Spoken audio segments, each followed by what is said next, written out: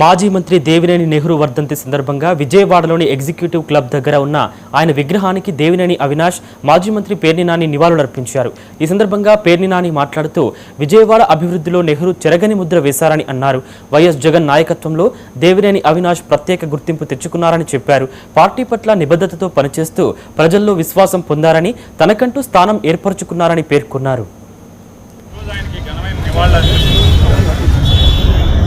నందిగామ మాజీ శాసనసభ్యులు డాక్టర్ జగన్మోహన్ గారు, అలాగే మాజీ మేయర్ గారు, మాజీ డిప్యూటీ మేయర్ గారు, ఎన్టీఆర్ జిల్లా వైఎస్ఆర్ కాంగ్రెస్ పార్టీ అధ్యక్షులు అవినాష్ గారు, అనేక మంది కార్పొరేటర్లు కానీ విజయవాడ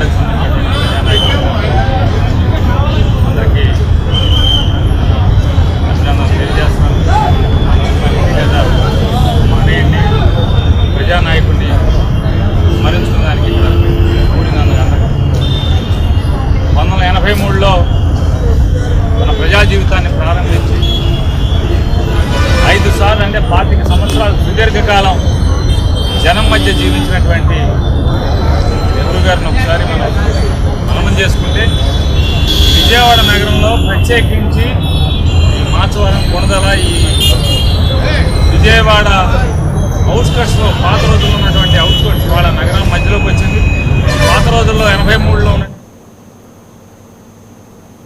సూర్యాపేట జిల్లాలో ఇందిరమ్మ ఇల్లు